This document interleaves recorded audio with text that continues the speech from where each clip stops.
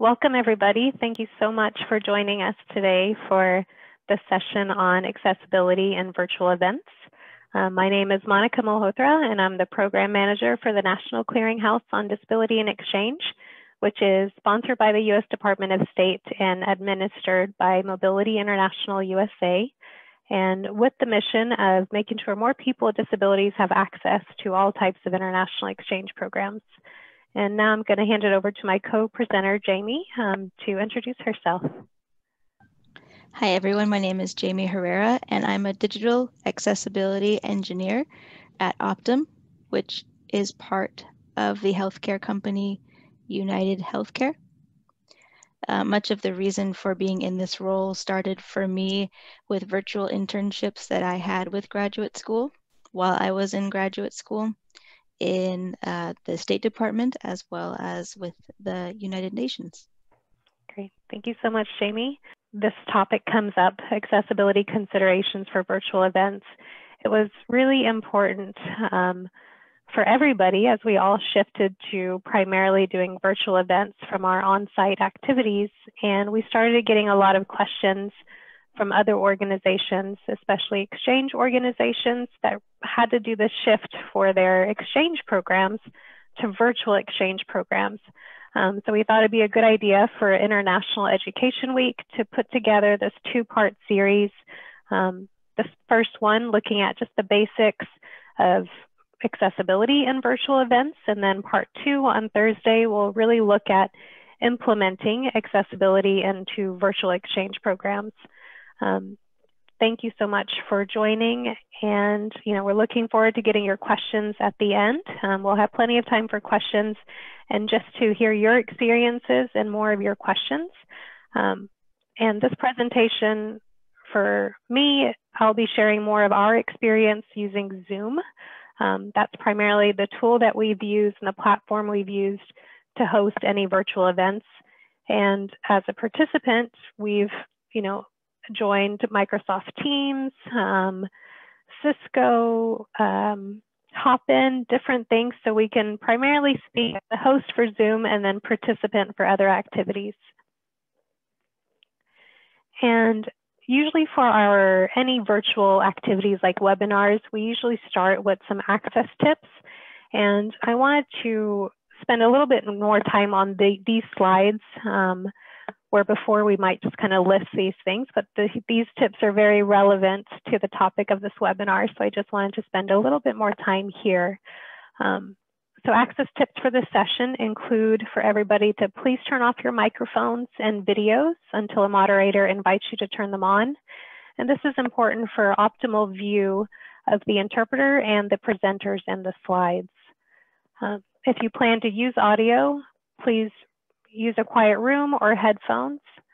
To view the captions, you can click on the CC button at the bottom of the screen, or also use the stream text link in the chat box. For our activities, we usually use both. The CC, the closed captions at the bottom, is very limited to the space that you can use. So we also like to create the stream text link. If you've never seen it, I would recommend just clicking on it to view the full stream of the conversation that's being transcribed. And the interpreter, or sorry, the captioner is coordinating both right now. If you've got a comment or question, feel free to send a chat to Ashley Holben as a host in the chat box. And also if you have any different access needs, if I'm going too slow, I'm going too fast, I'm not speaking loud enough, you don't have to have a disability to have any access barriers through all these virtual events that we're all participating in. So feel free to share those in the chat box as well. And I would recommend, if you are not already in this view, to change to gallery view, which you can change in the top right corner of your screen. And this will let you see the slides, the interpreter, as well as the presenters, myself and Jamie. And also use the use the hide non-video participants feature to make it easier to see all of us as well. We did not know this in March when we first got the news of COVID, but this was really a game changer for us. This next slide titled Zoom Tip Hide Non-Video Participants. On the left is a screenshot of a Zoom meeting with probably 30 black boxes with just people's names and a few people's videos on, an interpreter, presenters, but it's just a clutter of boxes. On the right-hand side is an image of just the interpreters and active presenters. And so if you go to somebody's screen, let me just share how to do this. So you can find any participant whose video is turned off. And in the top right corner, you can select the ... button in the corner and select Hide Non-Video Participants from the drop-down menu. And it'll change that view just to include the active presenters. So what type of virtual events are we talking about today? This is primarily based on my experience and Jamie's experience using Zoom and different virtual platforms. For us, it was a lot of the webinars that we've been doing, and there's both the informative and interactive webinars. So informative is more one way, where you've got a panel and you're just sharing information, so there's very little engagement. The interactive webinars are more kind of open forum, share your experience, let us know what you're thinking. We're asking you questions. You know, we might turn your video on or your audio on. So those are more engaging. And there's been a lot of meetings that we've conducted locally and globally. We've got over 2,500 alumni all over the world. And so we've still been in touch with our alumni. And so we've used Zoom to be able to engage and meet with our alumni overseas. Many of you attended our Clearinghouse Joining Hands virtual symposium. Thank you so much for attending. And that was an incredible event that we were able to hold over 2 weeks and offering different activities, including these informative, interactive webinars. We had a poster fair, we had different regional forums, we had a movie watching event.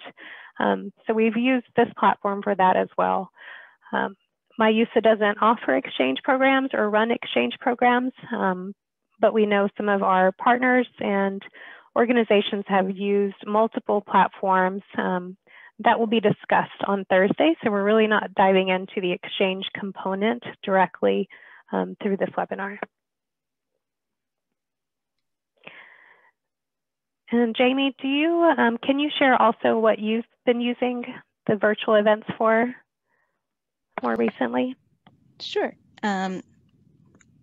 So as far as having other types of information, I actually had a couple trainings that I attended for my work a couple months ago that were primarily informative, like you'd said, in terms of trainings go, and but they did try to have some interactive elements with polls and other feedback, as well as chat and discussions. So that's something that, though working remotely all the time, is part of my day-to-day life every day. So this is something that for some people I know is maybe very new and very challenging, and for others it's not. That it may still be challenging, but it's also a common way to communicate for meetings. So had to get used to that though, since it's not necessarily the way everyone is used to communicating. Yeah, it's interesting. Thanks, Jamie. And then, so this was kind of the what. Jamie, do you want to talk about the who that we're talking about today? Sure. So in terms of considering a variety of participants or diverse participants, the things that I try to keep in mind is to think about who might be attending as well as who might be presenting a meeting or an event online. So sometimes that requires thinking about the sort of standard categories of disability, as it were, thinking about vision. So for example, this particular slide here doesn't have any images, but if there were something that I wanted to present to people and I wanted to share my screen, you know, that phrase, "Can everyone see my screen?" is not necessarily an offensive term for folks that may not be able to see it, but just to keep in mind that not everyone can see the screen means that a presenter has the responsibility to communicate what is on the screen that is of importance for others. That could be someone who's nearsighted or farsighted, low vision, or blind. It also, though, could be for someone that might be calling in on their phone and may not have access to the vision, to the screen itself. This also includes people who, I wasn't sure what you wanted to skip ahead. Okay, sorry. Don't skip ahead yet. Sorry. This also applies for folks that may not be hearing what I'm saying. And so in the case of a meeting like today, we have in-person interpretation, we have translation in real time, and we also have the opportunity to review this in captions that are artificially created. So that's an opportunity here to see all three of those, to see all three of those options. When it comes to mobility, the ability to move through a screen may be something that a user isn't using a mouse for, or a trackpad on their laptop. Maybe they're using a switch pad or some other device. And so sometimes or just wanting to have a break in between a long session for kind of the physical aspects of being in a long meeting. Those are things that I think about sometimes. When it comes to folks who have sort of cognitive or neurodiverse considerations, that's mostly referring to anyone that might have an alternate way of learning information. So a lot of informative webinars are intended to be information. A lot of things like we're doing here, sharing information. Some of that is then beneficial to have slides that someone can go back to later and refer to. Having slides with content on them that is helpful, that's helpful for both people who are in the middle of a meeting, such as right now, as well as beforehand to refer to when they are going to be in a meeting, if you have the ability to share that information with participants ahead of time, as well as afterwards, to be able to share that content for folks that may want to review it later. And that doesn't necessarily mean that it's a disability consideration, it's just a thing to have as well for everyone. In general, the other considerations would be to include or to think about the fact that not everyone may have strong bandwidth on their phone, on their phone or their computer. This time in our lives right now has been particularly challenging for learning what is a virtual meeting space. So the ability to learn these new skills is something that can be challenging. So I want to make sure to not assume that everyone knows what to do to log on to a meeting, to click on something that seems clear to me because I'm used to looking at links or buttons, but to be able to communicate and walk through that process to people if they need or want some clarification. The other last kind of thing, especially in a context like many of you are in the multilingual space, is that not everyone is going to be speaking the same language at the same rate or understanding level. So speaking more slowly, using terms that are not that are more clear to more people, as well as having the ability to communicate in more than just vocal communication is helpful. So yeah, a lot of different programs like Zoom, they'll have a page on their website that's dedicated to talking about accessibility that will share information about their compatibility, for instance, with screen reader software.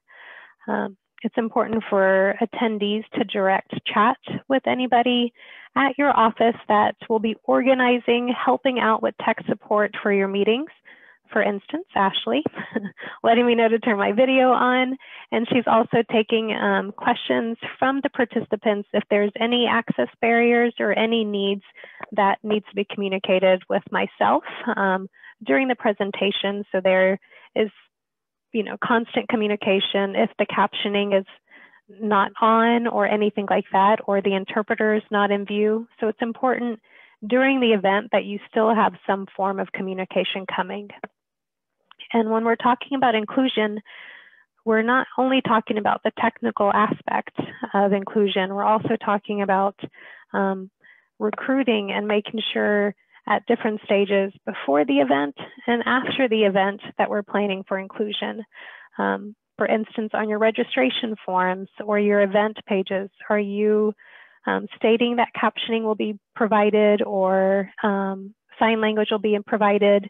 On your registration forms, is there a place for anybody to disclose any type of disability related accommodations? So these are also needed in the beginning to welcome more people with disabilities to your events and showing that you're planning for inclusion and asking the questions so you yourself know how to plan for your virtual event. And as this is a new time for many people, and so many people are attending this webinar because it's a growing need as we shift so heavily to virtual events. And so after the event, ask the questions, how was the captions? How was the interpreter? How was access? Were there any access barriers you faced during the webinar? So we have to know that and learn that so we can always improve and develop and learn more about other resources that are out there. And some common accommodations that we usually plan for in our virtual events includes captioning. And there's two different types of captioning that Jamie mentioned. The first one is real-time captioning, also known as CART, which stands for Communication Access Real-Time Translation, where we also have a stream text link. MyUSA always uses live captioners and not automatic captioning, just because of the accuracy that can come along with it. We really appreciate the coordination that goes along with planning for real-time captioners, human captioners. For instance, for our captioner, we provided the PowerPoint slides ahead of time, the presenters' names and titles, so then as they're typing and transcribing, they're getting this information more accurately. And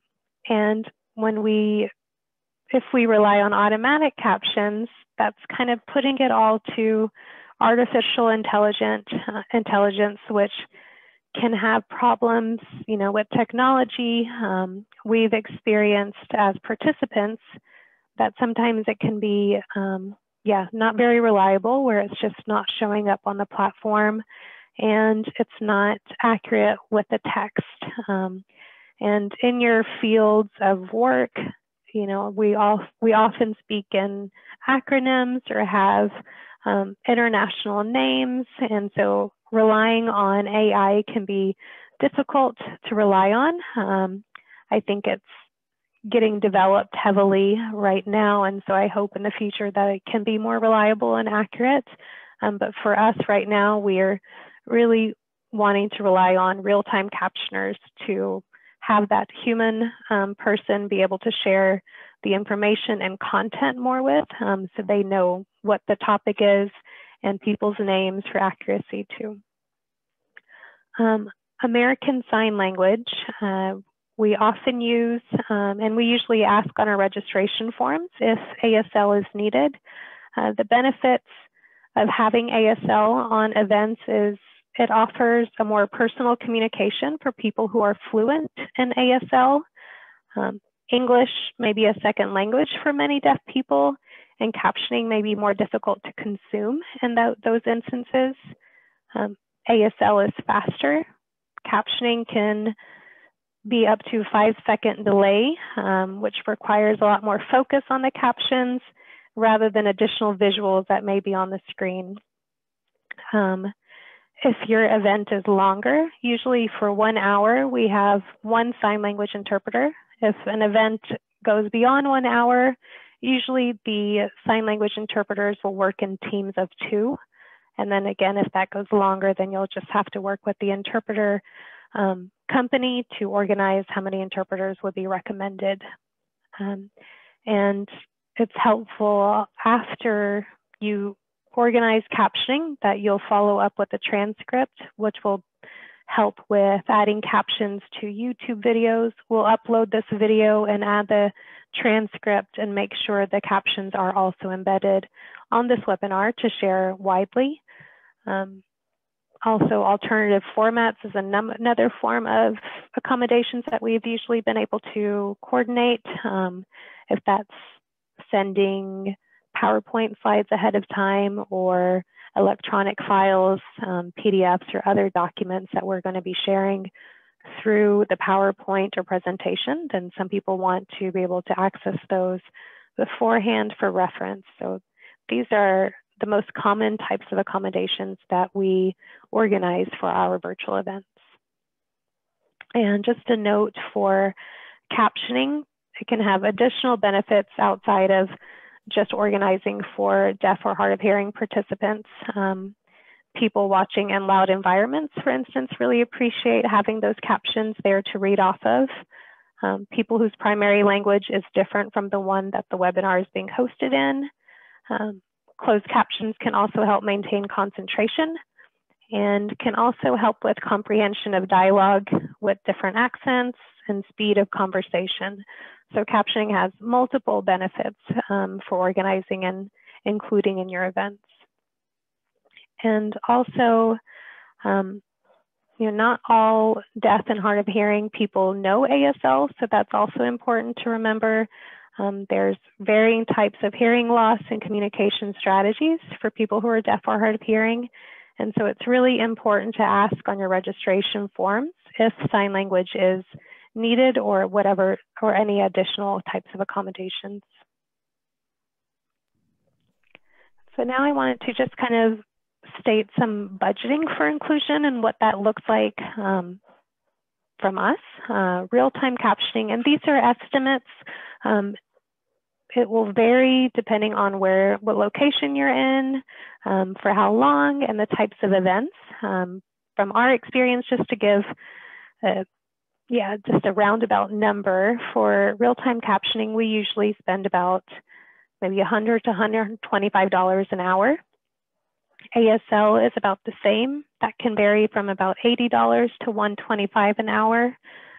You want to budget for time, adding captions to videos, doing training. This still might be new for everybody, so spending time on learning the process. And we also often will get the interpreters, any deaf presenters or other presenters on a call just to do a test run. So we know that how we're going to organize it and everybody's in view and the format is set up as individuals need it to be. Other potential accommodations also could be certified deaf interpreters.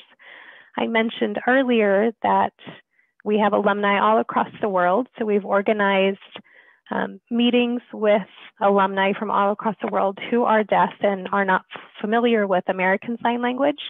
And so we've hired certified deaf interpreters, also known as CDIs, who are deaf themselves and are experts and have so much knowledge in communication in different styles and experience, extensive knowledge in the deaf community, deaf culture, which can help provide more of an international sign in tandem with a hearing interpreter. So we'll have a webinar and we'll have a certified deaf interpreter, a hearing interpreter, and then we can have people from different countries who are deaf that might speak or know Kenyan Sign Language, Vietnamese Sign Language, and still have one call together. And the interpreters are using an international sign to be able to communicate with a more global audience. Some ideas for limited budget. I know budget is very important, and that's why it's important to actually include this in the budget ahead of time as you're planning for virtual events. Include it as a line item for interpreters. Start researching some local vendors that you can get some estimates for, so you can start including that in your budget for these events. One time it wasn't based on limited budget, but just timing. We needed a captioner, and at the last minute, we decided to create a Google Doc. And one of our interns at the time, who was a very efficient and accurate typer, she transcribed the event on the Google Doc so we could share it with our participants. So that was a really helpful kind of solution at that time. And so that's also something that you can look into. And now, Jamie, I'm going to hand it to you. Sure. So I did mention a little bit of this in my prior slide, but I did want to acknowledge that there are additional considerations not specific to a interpreter or translation piece. When it comes to being in a virtual meeting setting, some of this is etiquette for any scenario.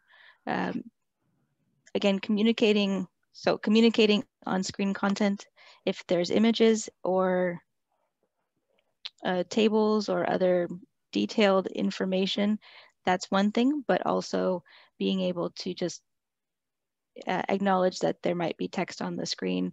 Some people, especially if you've shared ahead of time, might have that information available to them and can follow along with you. Public speaking sometimes rushes people, so I try to remember to slow down when I'm talking. I'm hoping this is also helpful for our ASL interpreter and captioner on this call. As Monica had mentioned, video can be optional. So when it comes to groups of people that may not need to be visible, sometimes that's helpful, especially in a group context where maybe you're celebrating a birthday virtually or some other informal event that is helpful to have that sense of camaraderie and involvement by having video on. But some folks either don't feel comfortable sharing their video or it's something that may not be something they can see themselves, and so they don't know if it's actually focused on them correctly.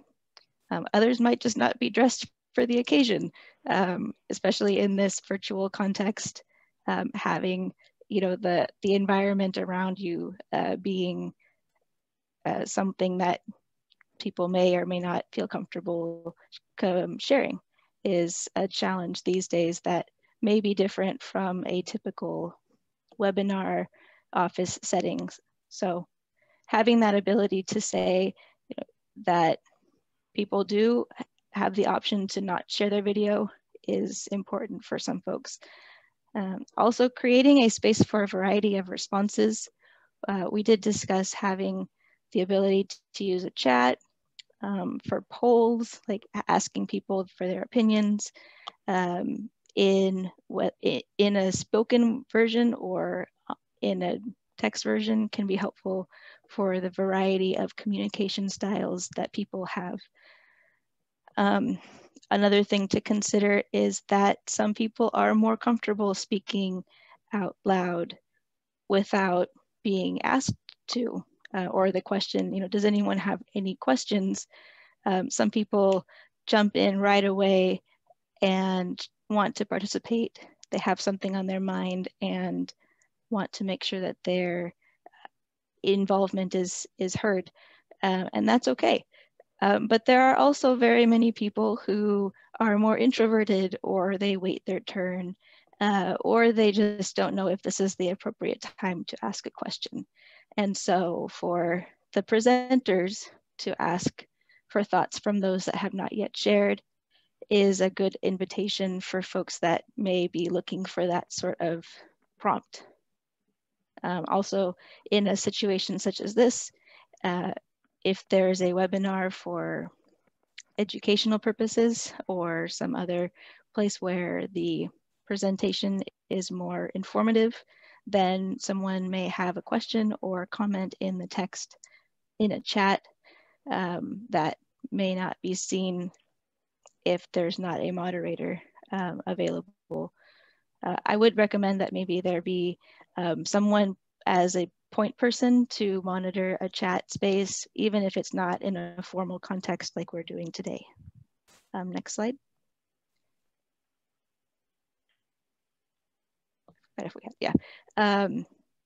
So I kind of mentioned this just now, but if in a discussion, some folks may want to type rather than speak their participation. At my workplace, there's some folks that even though they also are comfortable speaking, they'll ask a question or comment first in the chat as a way of giving the presenter or other people speaking that space to speak out loud.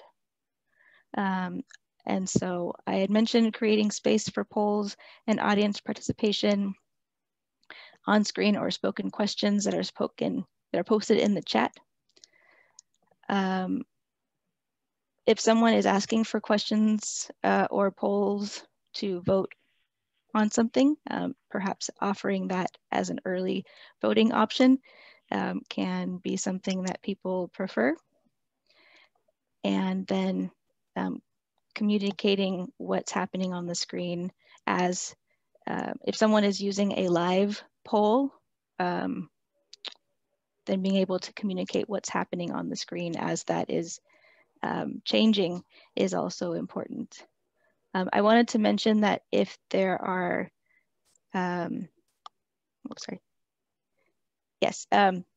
also I was reminded that offering, as a presenter, offering one's email address as a way to communicate or to follow up with someone is also another way to ask your question. Maybe during a meeting is not the right time, or someone thinks of a question afterwards. So we'll be sharing our email addresses at the end as well. Next slide, or yes, yeah. Great, thank you, Jamie. And I wanted to talk about additional virtual spaces on this slide right here.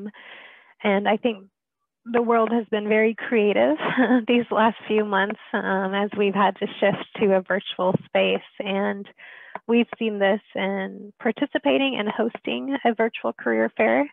I mentioned our Joining Hands virtual symposium, and we had a poster fair and movie event and regional forums to understand more about people's experiences studying two different regions of the world.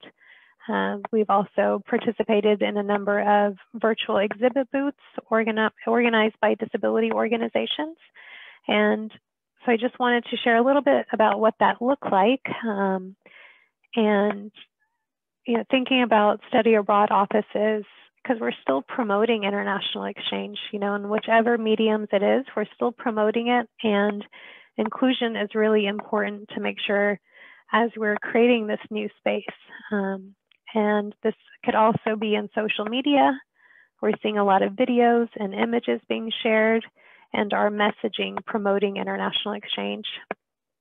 And accommodations and adaptations include captioning videos, making sure your videos are captioned, adding alt text to images. So if you're promoting an image to promote international exchange, making sure that there is alt text to describe the image, adding alt format to documents.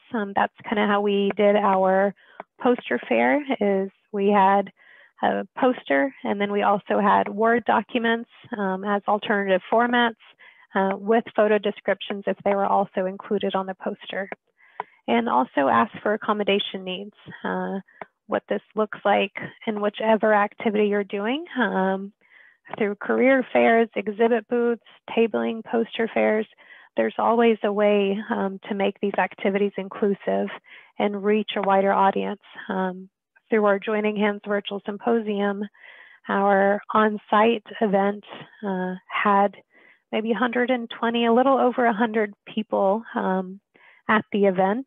And this past virtual symposium that we had to shift to had over 1,000 registrants, and we were able to reach such a global network of people to attend the event and have it recorded and documented. So, you know, there's a lot of these silver linings as we're learning to shift to a virtual space. And I hope through these activities that we're not going to let it go after COVID, but we're looking at these silver linings so we can enhance our outreach and activities and look at how we're also including and engaging more people with disabilities. We're winding up here with our information, so we're going to open it up for questions in a moment. So feel free to start sending those questions in to the chat box. But after this webinar, we're going to follow up with a resource sheet that will include more information about accessibility features, for instance, with frequently used platforms. The Clearinghouse has a number of resources on tips on accessible practices for adding captions, accessible presentations, and web forms. We have a resource sheet on accessible virtual exchange programs. We'll share the link to the Joining Hands Virtual Symposium so you can watch the recordings of the events if you've missed it to see how we plan for inclusion for those events. And I know I keep talking about maybe alt text or adding captions and these different practices that you may not be used to. I'm going to list a free course through Coursera, the basics of inclusive design for online education. And I think this was a very helpful class to take to really go in and practice adding captions to videos, making accessible Word documents, making accessible PDF documents and PowerPoints, and just getting those practical experience of building those. So then as we're talking about this, I know it can seem overwhelming sometimes of where to begin, or there's so much information. So I do recommend sharing that course and reviewing it for your office. And then we're also going to share information about locating interpreters and captioning providers too. And we are welcome to get some questions now from everybody. Here's, as Jamie mentioned, our email addresses. If you've got any questions after the webinar, feel free to share it with us. And yeah, looking forward to hearing from you and your experiences with different platforms that you're using. I think, yeah, it'll be great to see new ones come out. And I think even for Zoom, it keeps changing and, you know, offering different language translation. Yeah, and then breakout rooms. So different things keep enhancing. And so, yeah, we're looking forward to learning more from you. Monica, this is Ashley. What if someone can't see the email addresses that you have up there? I can recite it. Yeah, it's we'll include it in a follow-up email, but Jamie's is Jamie, Jamie, .Herrera, Herrera, at Optum, optum.com. And then mine is mmalhotra@myusa.org. And Ashley, if you can also copy those in the chat box for me, that would be helpful.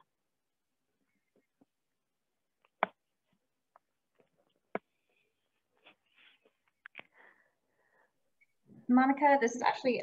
You just talked about how you're going to be sending out the resource sheet to everyone. A few folks have asked about the slides as well. Are you going to be able to make those available after the presentation? For sure, we'll include the slides, and then we'll also, after we add the captions to the video, to the recording, then we'll also share that, so you'll get 2 emails.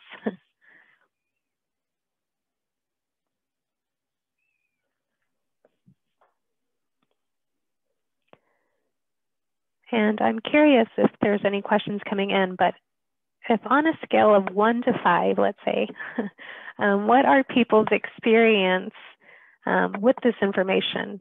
Is this brand new, so a 1, or are you at like a 3? You have some experience adding captions or working with interpreters, or 5, this is old news.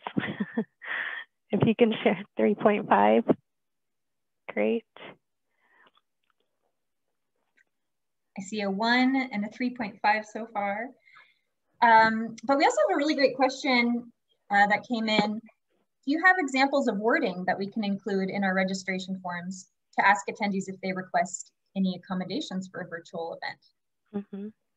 Yeah, and for us, as we plan for, at the minimum, we always add captions, so hire CART for our events.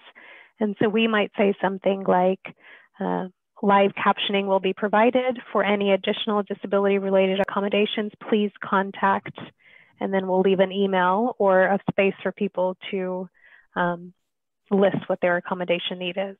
And so we'll usually have that right there on, in 2 places, on the event page of this webinar, for instance, and also on the registration form. Sometimes having the slides available if requested, or some phrase like that, it could be an indication to participants that there is an openness to not only sharing information beforehand, but gives that open doorway to say anything else you need. Mm-hmm. Is there anything else you need? Yeah.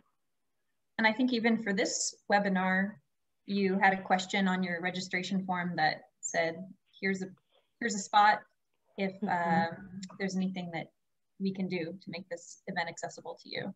Yep. And then also on the surveys that will go out afterwards, so you'll see language on that, just to ask how were the captions, how were the accommodations, how was the interpreters. So we also want to learn both what the needs are from the beginning and did we get it right at the end. We have another question about budgeting for disability access. You mentioned budgeting for interpreters and for captioning. Is there anything else that folks should budget for, or anything that might have a cost related to it for accessibility? Yeah, this is Monica. We've primarily just budgeted for those. And then I also mentioned time, because it takes time to learn how to use sometimes the different tools, or to add captions manually after a webinar. And so it's just looking at time and then training and learning. But yeah, I think primarily for the actual accommodations, it's primarily been CART, captioning, and interpreters.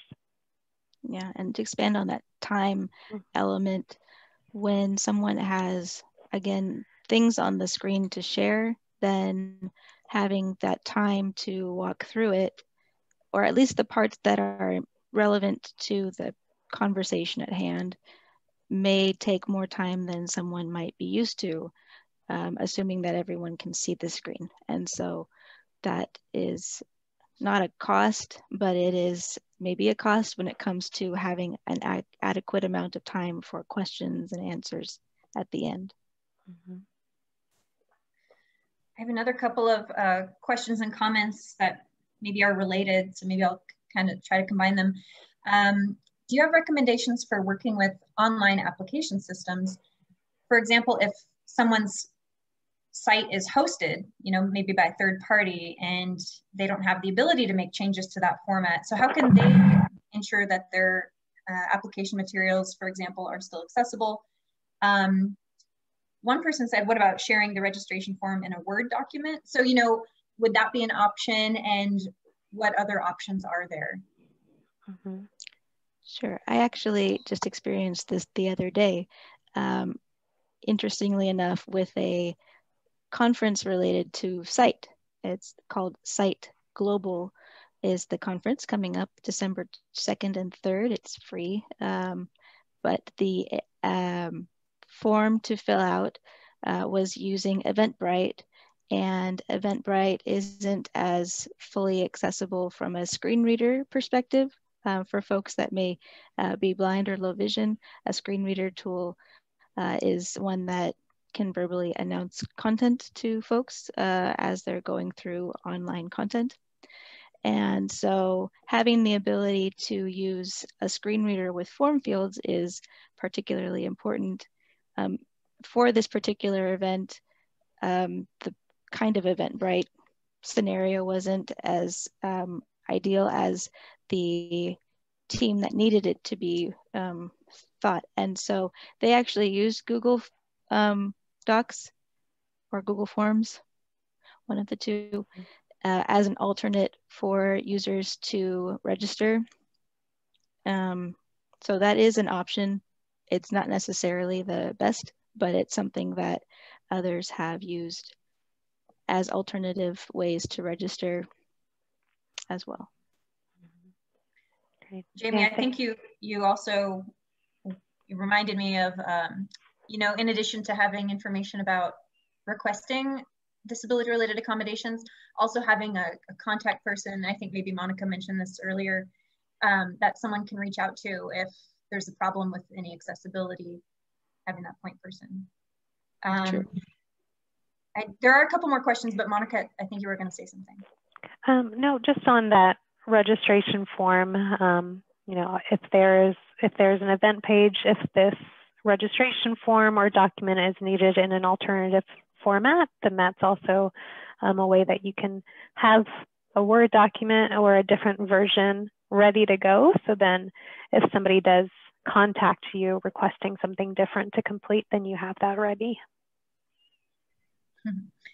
Well, I think you're getting some great rave reviews here, because one person says, if I decide to host an inclusive virtual exchange, will I be able to receive some support from Jamie or Monica if I have more questions about, you know, finding an ASL interpreter or captioner, or need other advice? Of course, of course. I don't know, I've got to admit that, and maybe Ashley, you've experienced it, but I've got some weird excitement for learning about these virtual spaces. And it's just exciting to see the possibilities and to experience what's already happened with it. And 100%, yeah, please reach out if you have any questions as you plan for inclusion. Yeah, and I did actually ask, so in my work context, I work with I myself have a disability, and I work with folks that also do. One thing I wanted to make sure to mention, and I don't know if this is the right context for it, but is to take the opportunity to be open, if you can, about if you have a disability, you know, to share that in the context of a workplace, and to advocate for ability diversity in the workplace. A lot of people who are having to address virtual meeting spaces and challenges that may come with that may find that whether they have a self-identified disability or it's just technology is really confusing, that ability to raise one's hand and say, I need an accommodation, is not a stigma, it's not a bad thing. maybe the word accommodation has some of that stigma still attached to it, I think, in the workplace. But the more people are open about needing help to identify information or to access information, the better that company might be to access information, maybe to invest in the next higher up cost level for Zoom, or something that is maybe a budgeting issue currently, but doesn't have to be a big cost. So that was something that I was just thinking about this morning.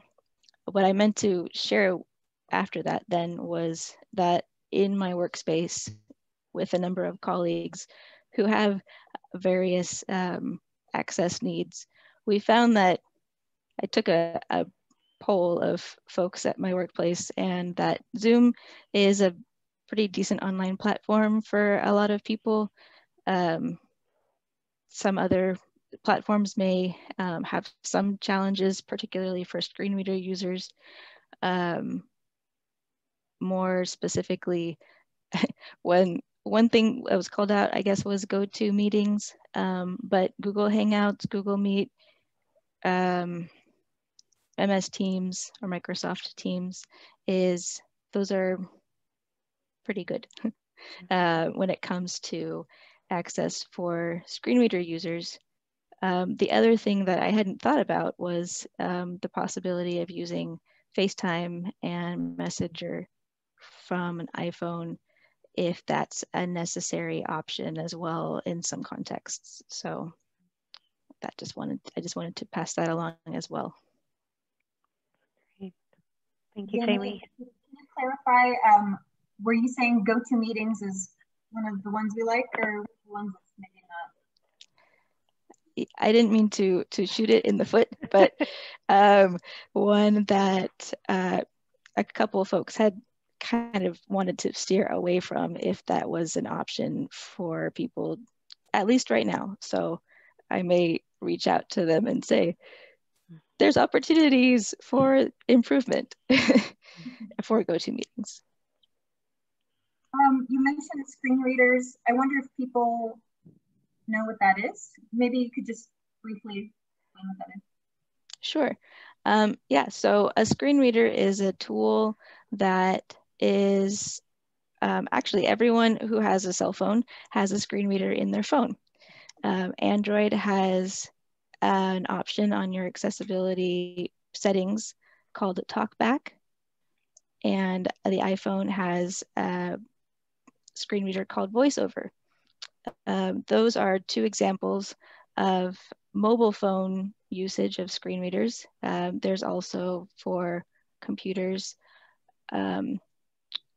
Many people might use one called JAWS, J-A-W-S, Job Access with Speech. And others might use one called NVDA, which I forget what the acronym is. But those are four of most common ones that people might use. And a screen reader tool is, when it's on, then the content that someone might be accessing on a screen is announced out loud. So that might be the text on the screen, as well as perhaps any control that is associated with that information. So if someone is highlighting or wanting to identify some content, maybe it's a form field, so it would say the label of the form field and then text box. And that can indicate to someone, oh, this is something I can interact with and put my name in, for example. And so this is a tool that is allowing for people, particularly those that are blind or low vision, to incorporate and understand what's on screen in ways that aren't just about using your eyes. Yeah. Yeah, and Jamie, we were talking yesterday and planning for this webinar, and it's also people with physical disabilities and chronic health conditions as well that are starting to use screen reader software or any voice to text software because of the physical, I guess, impact of having this virtual space and having to be sitting at your computer for so many hours at a time. And so that's also now you're seeing more people with physical disabilities and chronic health conditions that are also using these platforms. Yeah, and voice to text and text to voice. Some folks have become familiar with things like Alexa or other voice assistants that have some of the features that were initially perhaps created for folks, I put in air quotes, with disabilities, but they're now being used in other ways. And so that's something where a number of virtual webinar kind of things are also perhaps going to be more standardized to include people, not just because of a disability, but also because it's an easier way to use the product. Yeah. And as far as screen readers go, that sort of text to voice feature, there's other functions on your phone. For example, I point to the phone because most people have mobile phones that you, in an iPhone, you can now do voice control for your for most actions on your phone if you set it up that way. You can also, on both Android and iOS, have the ability to use an external keyboard to type if that on-screen keyboard is super small, too small. I recommend looking into that, particularly if you either have large fingers, a small screen, or get tired from typing way too much on a phone, like myself. All three of those actually fit in my description. Great. Thank you, Jamie. It looks like we're at time. I just want to, Ashley, was there anything else kind of that we should address from the questions? Yeah, if you could fit it in. One person wanted to know whether StreamText is available for free. Heidi's probably the best one to answer that, but she's captioning. So I wonder if Jamie or Monica know. Ashley, could you actually say that one more time? StreamText, which we're using for our caption stream, not available for free. Is that free software? Asking if StreamText is free. I don't think it is. I'm not 100% sure, but I don't think it's free.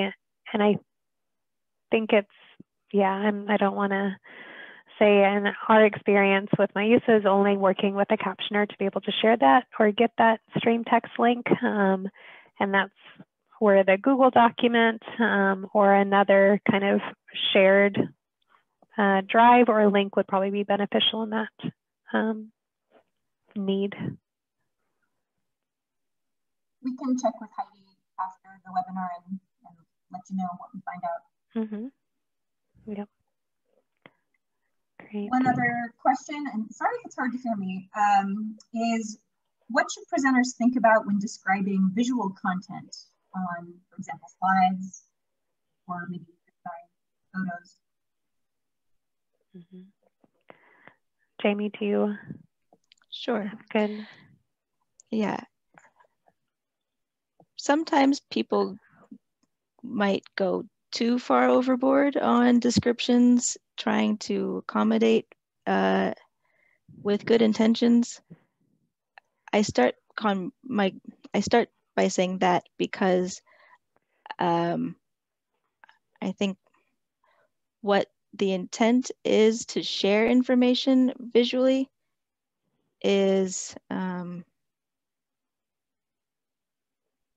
sometimes it's relevant and sometimes it's more of a kind of decoration.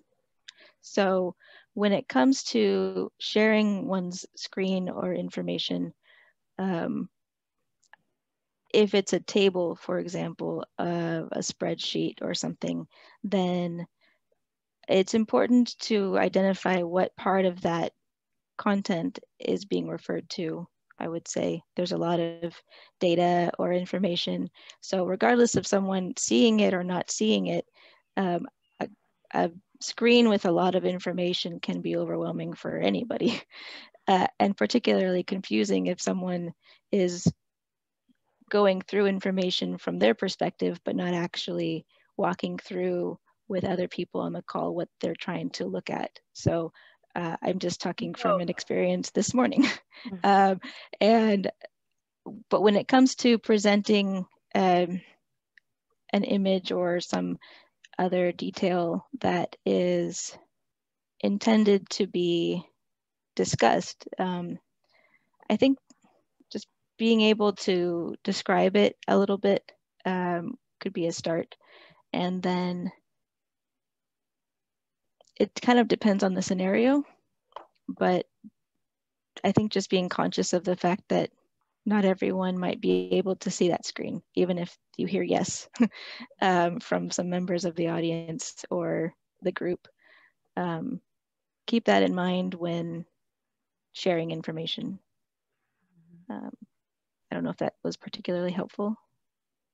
Yeah, thanks, Jamie. And I can also add to our resource sheet, because that can probably get into a really deep conversation about descriptions and things. So I'll definitely add something to our resource sheet that we'll share after the webinar for people to read and look through. And we're just going to wrap up right now, but this webinar is recorded, so we will be sharing that out probably next week after we add the captions. And then probably this afternoon or tomorrow, you'll get that resource sheet and a copy of the PowerPoint. So you'll immediately have that information and Jamie and I's contact. But thank you everybody so much for joining this first part of our two-part series. And then again, please make sure that you register for the one on Thursday. That's going to be an individual registration link. And that will be from American Council's World Learning and IREX staff about implementing virtual exchange programs. So thank you everybody again, and good luck with everything that you're planning.